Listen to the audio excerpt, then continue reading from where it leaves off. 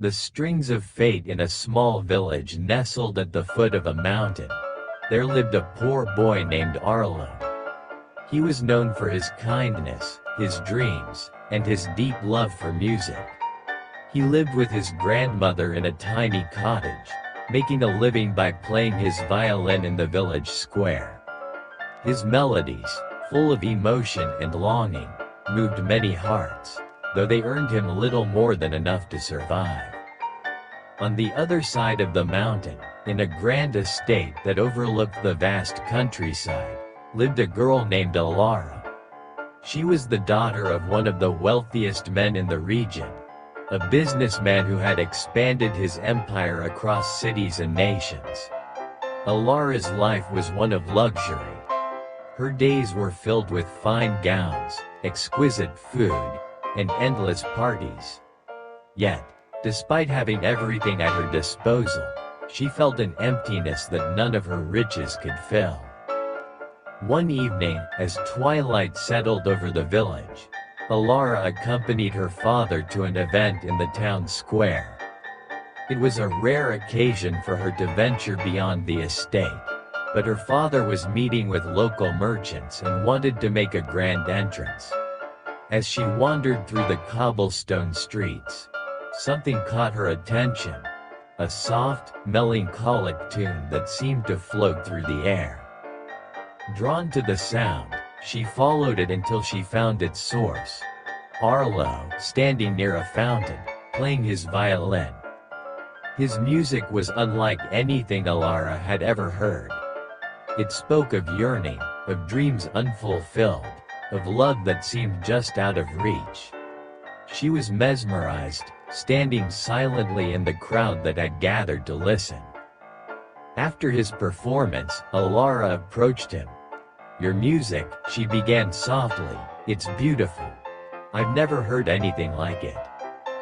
Arlo looked up, surprised to see someone as finely dressed as Alara speaking to him. "Thank you," he replied, his voice shy but warm. "Music is all I have." They spoke briefly, but in that moment, a spark ignited between them.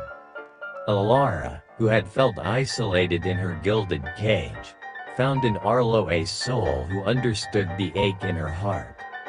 And Arlo, who had spent his life struggling to make ends meet, was captivated by the kindness in Alara's eyes, despite her wealth and status. As the days passed, Alara returned to the village often, under the pretense of running errands, though her true intention was to see Arlo. They would meet in secret, away from the prying eyes of her father's estate, and talk about their lives, their dreams, and the things that made them feel alive. Arlo would play his violin for her, and in those moments, they felt as if the world was theirs alone. But their love was not meant to be simple. Word soon spread of Alara's visits to the village, and her father, upon learning of her relationship with a poor musician, was furious. He forbade her from seeing Arlo, insisting that she marry a wealthy suitor from the city, a match that would further expand his empire. "I cannot marry someone I don't love," Alara argued. "I love Arlo, and he loves me. Isn't that what matters?" Her father's response was cold and unforgiving.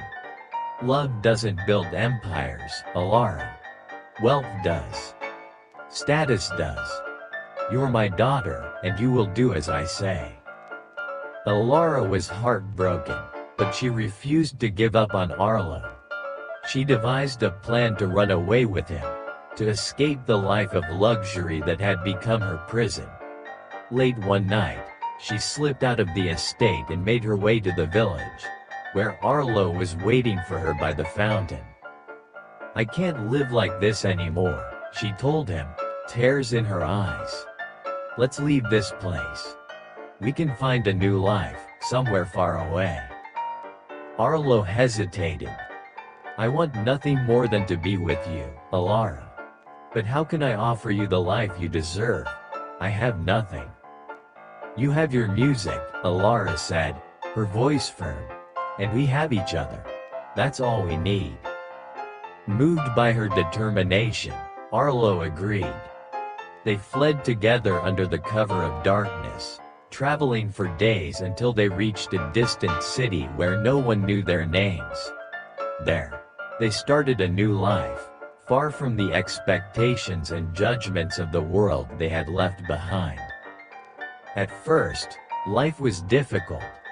Arlo played his violin in the streets to earn money, while Alara found work as a seamstress. They lived in a small, modest home, but they were happy because they were together. And as time passed, Arlo's talent began to attract attention. His music, once confined to the village square, now filled concert halls, and he became known as one of the most gifted musicians of his time. Despite their humble beginnings, Arlo and Alara built a life full of love and joy. They never became wealthy in the way Alara's father had envisioned, but they found something far more valuable. A happiness that could not be bought, and a love that endured through every challenge they faced. Years later, as they sat together on the porch of their home, Alara turned to Arlo with a smile. "I wouldn't trade this life for anything," she said softly. "Not for all the riches in the world." Arlo smiled back, his hand resting on his violin. "Neither would I," and in the fading light of the evening, with the soft sounds of the city around them, they knew that they had found something far more precious than wealth or power. They had found each other.